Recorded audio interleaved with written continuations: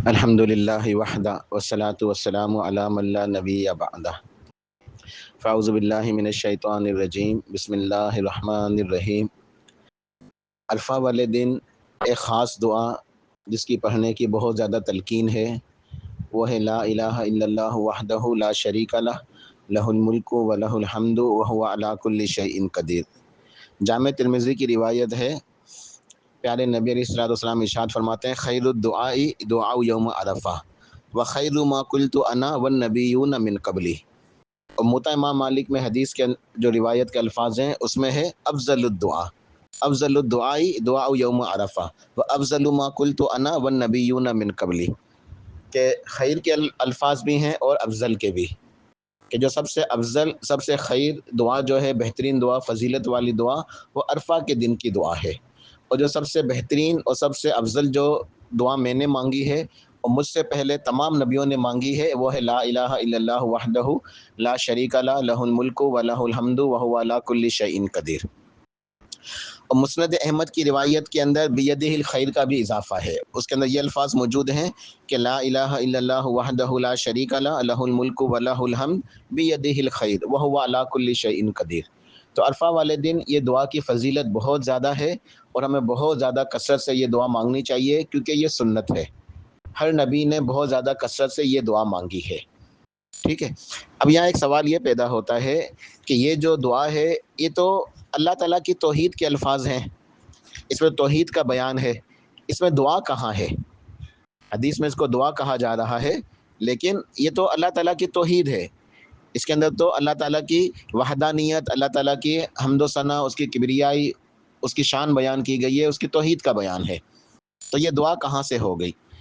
تو یہاں دو نقطے ہیں سمجھنے کے لیے، دو باتیں ہیں۔ ٹھیک ہے، پہلی بات کہ یہ ایک دستور ہوتا ہے، پرانے زمانے میں بھی دستور تھا کہ جب کوئی سائل کسی شخص کے پاس جاتا تھا، کسی سخی کے پاس، کسی رئیس، کسی سردار، کسی بادشاہ کے پاس، تو اسے اس کی کوئی حاجت ہوتی تھی اس سے، تو وہ کیا کرتا تھا، وہ اس کی وہاں جا کے پہلے تعریفیں کرتا تھا، اس کے قصیدے بیان کرتا، اس کی تعریف میں اشعار پڑھتا۔ عرب شاعر ہوتے ہیں نا، شاعری ان کی گٹی کے اندر ہوتی ہے، تو وہ کسی سخی کے پاس گیا، کسی عرب کے کسی رئیس کے پاس، کسی قبیلے کا سردار ہے یا کوئی بادشاہ ہے، تو اس کی تعریف میں قصیدے اشعار پڑھتا، پھر آخر میں اپنی ضرورت ایک یا دو جملوں کے اندر مختصر سے بیان کر دیتا، تو وہ سخی، وہ سردار یا بادشاہ خوش ہو کر اس کی ضرورت کو پورا کر دیتا۔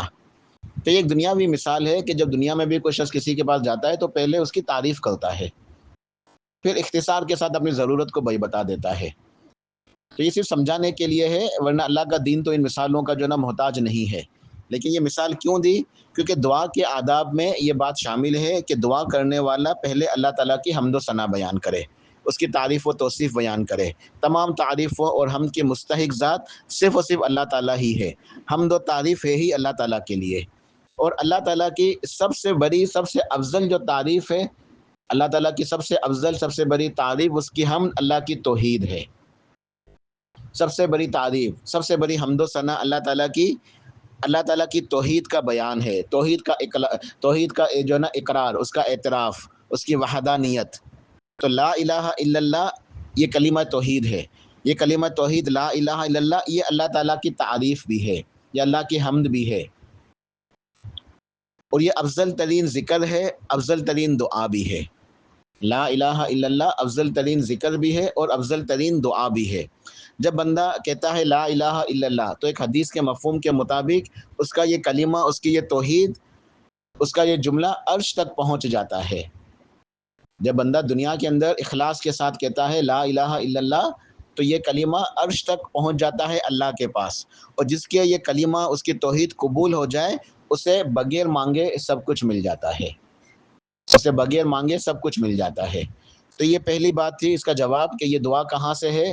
تو ہمیں عرفہ والے دن زیادہ سے زیادہ یہ پڑھنے کی جو حکم دیا گیا ہے، اس میں حکمت کیا ہے؟ تو اس کی وجہ یہ ہے کہ اللہ تعالیٰ کی توحید، اللہ تعالیٰ کی تعریف ہے، اس کی حمد و ثنا ہے، اور اس سے سب کچھ مل جاتا ہے۔ ٹھیک ہے، یہ پہلا نقطہ۔ دوسرا نقطہ یہ بھی سمجھیں، دوسری بات یہ ہے کہ یہ لا الہ الا اللہ جو ہے کلمہ توحید، یہ دعا بھی ہے اور ذکر بھی ہے۔ تو دعا کی دو قسمیں ہیں، دعا کی دو قسمیں ہوتی ہیں، ایک ہے دعا المسئلہ، دعا المسئلہ کیا ہے؟ دعا المسئلہ ان یقول اللہم اغفر لی، اللہم ارحمنی، اللہم عافنی، اللہم ارزقنی. یعنی ایک ہے اللہ تعالیٰ سے سوال کرنا، جس میں کوئی چیز طلب کی جاتی ہے، کچھ مانگا جاتا ہے. تو دعا المسئلہ کیا ہے کہ اللہ تعالیٰ سے سوال کرنا، اے اللہ اے اللہ میری مغفرت فرما دے، اے اللہ مجھے روزی دے، اے اللہ مجھے عافیت دے، اے اللہ میرا فلاں مسئلہ حل فرما دے. تو یہ کیا ہے؟ دعا المسئلہ. اور ایک ہے دعا العبادہ، دوسری قسم ہے دعا العبادہ. دعا العبادہ ان یصلی او یصوم او یتصدق او یقرأ القرآن او یذکر اللہ. دعا العبادہ کیا ہے؟ کوئی نیکی کرنا، عبادت کرنا، جیسے نماز پڑھنا یا روزہ رکھنا، صدقہ کرنا، قرآن پاک کی تلاوت کرنا، اللہ کا ذکر کرنا، صلہ رحمی، دین کی نشر و اشاعت، جہاد، تبلیغ وغیرہ. تو یہ تمام کی تمام نیکیاں کیا ہیں؟ یہ دعا العبادہ میں شامل ہیں. جب ہم عبادت کرتے ہیں نا تو گویا اللہ تعالیٰ سے مانگ رہے ہوتے ہیں.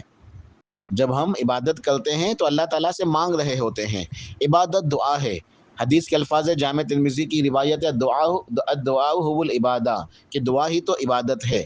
تو اللہ تعالیٰ ہم سے زیادہ اور ہم سے بہتر جانتا ہے کہ ہماری ضروریات کیا ہیں. اللہ کا علم کامل ہے، اللہ تعالیٰ کا علم کامل ہے. وہ ہماری ضروریات، ہماری تمنائیں، ہماری آرزوئیں، ہماری چاہتیں، ہمارے مسائل، ہمارے خواب ہم سے زیادہ بہتر جانتا ہے. اور یہ بھی اللہ تعالیٰ بہتر جانتا ہے کہ بندے کے لیے بہتر کیا ہے. ہم نے تو ایک چیز مانگ لی اللہ تعالیٰ سے مثال کے طور پہ، لیکن ہمیں نہیں پتا کہ یہ ہمارے لیے اس کے اندر کوئی خیر موجود ہے، یا ہو سکتا ہے کہ یہ چیز ہمارے لیے اچھی نہ ہو، کوئی شر کا پہلو ہو. لیکن اللہ کا علم کامل ہے، اللہ کے علم کے اندر موجود ہے کہ یہ بندے کے لیے بہتر ہے کہ نہیں ہے. تو اللہ کو پتہ ہے کہ بندے کو کیا دینا ہے، کب دینا ہے اور کیسے دینا ہے. لہٰذا جب بندہ اپنے آپ کو اپنے رب کے لیے خالص کر لیتا ہے اور رب کی عبادت کے اندر مصروف ہو جاتا ہے اور رب سے ہی مانگتا رہتا ہے، تو اسے وہ مل جاتا ہے جو اس کے لیے بہتر ہوتا ہے. کہتے ہیں نا کہ جیسے رب مل گیا اسے سب کچھ مل گیا. یعنی جو رب کی عبادت کے لیے جس نے اپنے آپ کو خالص کر دیا، اب وہ حنیف ہے، رب کے آگے یکسو ہے، رب کے آگے وہ یکسو ہو گیا، پوری طرح جو ہے نا متوجہ ہو گیا، سب سے کٹ کے اللہ سے جڑ گیا. اسے سب کچھ خود ہی مل جاتا ہے، اسے سب کچھ خود ہی مل جاتا ہے. تو یہ دعا العبادہ ہے. ٹھیک ہے، دعا کی قسمیں دعا المسئلہ اور دعا العبادہ. تو یہ جو ہے لا الہ الا اللہ وحدہ لا شریک لہ لہ الملک و لہ الحمد وہو علی کل شیء قدیر، یہ توحید کا کلمہ، یہ افضل ترین عبادت ہے. توحید کا ذکر کرنا، توحید کے الفاظ کو ادا کرنا، یہ بھی عبادت ہے اور یہ افضل عبادت ہے. ٹھیک ہے، حدیث سے ثابت ہے کہ افضل عبادت قول لا الہ الا اللہ ہے. ٹھیک ہے، تو یہ عبادت ہے. تو جب ہم یہ عبادت کریں گے نا، لا الہ الا اللہ وحدہ لا شریک لہ لہ الملک و لہ الحمد وہو علی کل شیء قدیر، تو ہم گویا اللہ تعالیٰ سے مانگ ہی رہے ہیں، دعا ہی کر رہے ہیں. یہ بھی دعا کی قسم ہے. تو ہم اب کیا مانگ رہے ہیں؟ ہمیں جو ہمارے لیے بہتر ہے اللہ تعالیٰ خود ہی ہمیں دے دے گا. ہماری حاجتوں کو، ہماری ضروریات کو، ہمارے مسائل کو، ہماری تمنائیں، ہمارے خواب اللہ تعالیٰ ہم سے زیادہ بہتر جانتا ہے، ہم سے زیادہ بہتر جانتا ہے. اب ہم کیا کریں؟ کیا پورا دن عرفہ والے دن سے یہی ذکر کرتے ہیں، اپنی دعائیں نہ مانگے؟ نہیں، ایسا نہیں ہے. بات سمجھنے کی یہ ہے کہ ہمیں کثرت سے یہ دعا پڑھنی ہے، لا الہ الا اللہ وحدہ لا شریک لہ لہ الملک و لہ الحمد وہو علی کل شیء قدیر. اور اس کے بعد یہ اپنی دعائیں مانگے. پہلے بہت زیادہ یہ پڑھیں، اس کے بعد اپنے لفظوں میں دعا مانگے. مثال کے طور پہ 100 مرتبہ یہ پڑھ لیں آپ، 100 مرتبہ پڑھیں لا الہ الا اللہ وحدہ لا شریک لہ لہ الملک و لہ الحمد وہو علی کل شیء قدیر. 100 مرتبہ ہو گیا. اب ہاتھوں کو اٹھائیں، اللہ تعالیٰ سے دعا مانگے. تو عرفہ والے دن یہ ہر نماز کے بعد کریں. فجر کے بعد 100 مرتبہ پڑھیں، پھر اللہ تعالیٰ سے دعا مانگے. ظہر کے بعد 100 مرتبہ پڑھیں، اللہ تعالیٰ سے دعا مانگے. عصر کے بعد بھی، فجر سے لے کے مغرب تک یہ بار بار پڑھتے رہیں. 100 مرتبہ میں نے ویسے ہی کہا، اس کی گنتی نہ بھی کریں، بغیر گنتی کے پڑھتے رہیں. لا الہ الا اللہ وحدہ لا شریک لہ لہ الملک و لہ الحمد وہو علی کل شیء قدیر. بار بار کثرت سے پڑھیں، پھر دعا مانگے. اپنے لفظوں میں جو مانگنا ہے، اپنی ضروریات کو مانگے. ٹھیک ہے. تو یہ جو میں نے بات بتائی کہ پرانے زمانے میں عربوں میں کیا دستور تھا کہ کسی سخی کے پاس جاتے، کسی بادشاہ کے پاس، پہلے اس کی تعریفیں کرتے، اختصار کے ساتھ ایک دو جملوں میں اپنی ضرورت کو بیان کر دیتے. تو اسی مثال کو سامنے رکھتے ہوئے کثرت سے اللہ کی تعریف کریں، اللہ کی حمد و ثنا. تو یہ جو کلمہ ہے لا الہ الا اللہ وحدہ لا شریک لہ لہ الملک و لہ الحمد وہو علی کل شیء قدیر، یہ بہت زیادہ کثرت سے پڑھیں، پھر اپنے لفظوں میں اللہ تعالیٰ سے مانگے. تو انشاءاللہ دعا مانگنے کا عرفہ والے دن افضل ترین طریقہ ہے. آخری بات کہ جب ہم یہ کلمہ پڑھیں گے نا، لا الہ الا اللہ وحدہ لا شریک لہ لہ الملک و لہ الحمد وہو علی کل شیء قدیر، تو اس کا دعا کے پہلو کے حوالے سے ایک معنی مفہوم ہمارے ذہن میں ہونا چاہیے کہ ان الفاظ کے اندر دعا کا پہلو کیا ہے۔ اب میں اس کی انشاءاللہ صرف الگ الگ جو ہے نا اس کی جو الفاظ ہیں نا، تو اس کی میں اندر دعا کا پہلو کیا ہے وہ بیان کرتا ہوں، پھر اپنے درس کو مکمل کرتا ہوں۔ میں یہ اس کلمہ توحید کی تفسیر نہیں کر رہا، اس کے تو بہت ہی وقت چاہیے، میں صرف ایک دعا کا جو پہلو ہے وہ بیان کر رہا ہوں۔ جب ہم یہ پڑھیں گے لا الہ الا اللہ، تو ہمارے ذہن میں یہ بات ہونی چاہیے کہ کوئی مشکل کشا نہیں ہے، کوئی حاجت روا نہیں ہے، کوئی غوث نہیں ہے، کوئی داتا نہیں ہے، کوئی دستگیر نہیں ہے، کوئی مشکلوں کو حل کرنے والا نہیں سوائے اللہ کے، سوائے اللہ تعالیٰ کے۔ تو لا الہ الا اللہ کے اندر دعا کا پہلو کیا ہے؟ یہ پہلو ہے کہ کوئی مشکل کشا، کوئی حاجت روا، کوئی داتا، کوئی غوث، کوئی دستگیر نہیں سوائے اللہ کے۔ تو یہ ایک مکمل دعا ہے انشاءاللہ، ٹھیک ہے۔ جب ہم کہیں گے وحدہ لا شریک لہ، تو اس میں دعا کا پہلو کیا ہے؟ دعا کا مفہوم کہاں سے نکلتا ہے؟ تو وہ اس طرح نکلتا ہے کہ اس کا مفہوم ہمارے ذہن میں ہونا چاہیے، وحدہ لا شریک لہ، یعنی اے اللہ تو اکیلا ہی میری حاجتیں، میری ضروریات، میرے جتنے مسائل ہیں تو پوری کر سکتا ہے۔ اس حاجت روائی میں، اس مشکل کشائی میں تیرا کوئی شریک نہیں، میری دعاؤں کو پورا کرنے والا صرف تو ہی تو اکیلا ہے بس۔ تو یہ دعا کا پہلو ہے، وحدہ لا شریک لہ، تو یہ مکمل دعا ہے۔ پھر جب ہم کہیں گے لہ الملک، اس میں دعا کا پہلو کہاں ہے؟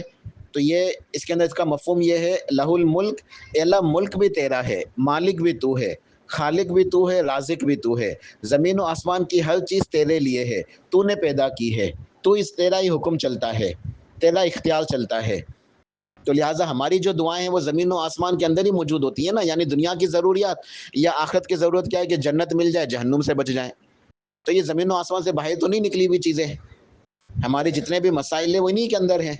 تو اللہ تو ہی تو پوری کائنات کا مالک ہے نا، لہ الملک، ملک تو تیرا ہے، تو ہماری دعاؤں کو پورا کرنا، ہمارے مسائل کو پورا کرنا تیرے لیے کچھ مشکل ہی نہیں ہے، مالک تو ہی ہے، حکم تیرا چلتا ہے، تو لہ الملک کے اندر دعا کا پہلو موجود ہے۔ پھر وَلَہ الحمد، اس کے اندر دعا کا مفہوم کیا ہے؟ اس کا مفہوم یہ ہے کہ اے اللہ تیرے لیے ہی حمد ہے، تیرا ہی شکر ہے، میرے وجود کو، میرے ذرے ذرے کو تو ہی پال رہا ہے، کھلا رہا ہے، نعمتیں دے رہا ہے، لہٰذا تمام کا تمام شکر تیرے لیے ہی ہے، اے میرے مالک تیرے لیے ہی تمام کی تمام حمد و ثنا ہے۔ تو یہ دعا کا مفہوم اس کے اندر موجود ہے۔ پھر بیدہ الخیر، بیدہ الخیر کے اندر دعا کا مفہوم کیا ہے؟ تو یہ سمجھیں کہ بیدہ الخیر یعنی خیر، بلائی، اچھائی، اے اللہ تیرے ہی تو ہاتھ میں ہے، تمام کی تمام خیر، تمام کی تمام بلائی، تمام کی تمام اچھائیاں اے اللہ تیرے ہی ہاتھ میں ہیں، تیرے ہی اختیار کے اندر ہے، تیرے ہی پاس ہے، تو ہی خیر کو عطا کرنے والا ہے۔ تو یہ بھی دعا کا مفہوم موجود ہے۔ آخری جملہ وَهُوَ عَلَىٰ كُلِّ شَيْءٍ قدیر، اس میں دعا کا مفہوم کیا ہے؟ وَهُوَ عَلَىٰ كُلِّ شَيْءٍ قدیر، اے اللہ تو کامل قدرت والا ہے، تو طاقت والا ہے، تو غلبے والا ہے، تو قوت والا ہے، تو عاجز نہیں، تو بے بس نہیں، تو لاچار نہیں، میری دعاؤں کو قبول کرنا، میری حاجتوں کو پورا کرنا، میری ضروریات کو پورا کرنا، میری تمناؤں کو، میری آرزوؤں کو، میرے خوابوں کو پورا کرنا، اے میرے رب تیرے لیے کوئی مشکل ہی نہیں ہے۔ تو وَهُوَ عَلَىٰ كُلِّ شَيْءٍ قدیر، وَهُوَ عَلَىٰ كُلِّ شَيْءٍ قدیر کے اندر بھی دعا کا مفہوم موجود ہے۔ لہٰذا لا الہ الا اللہ وحدہ لا شریک لہ، لہ الملک ولہ الحمد وهو علی کل شیء قدیر، یہ ذکر بھی ہے، افضل ترین ذکر، یہ دعا بھی ہے، مکمل دعا، افضل ترین دعا ہے، لہٰذا اس کو بہت زیادہ کثرت سے پڑھیں، یہ تمام نبیوں کی سنت ہے، ہر نبی نے عرفہ والے دن اس دعا کو بہت زیادہ پڑھا ہے، تو اس کی کثرت کریں، پھر اپنے لفظوں میں اللہ تعالیٰ سے دعا مانگیں، انشاءاللہ اللہ تعالیٰ تمام دعائیں قبول فرمائے گا۔ اللہ تعالیٰ توفیق عطا فرمائے۔ سبحان ربک رب العزت عما یصفون وسلام علی المرسلین والحمد للہ رب العالمین۔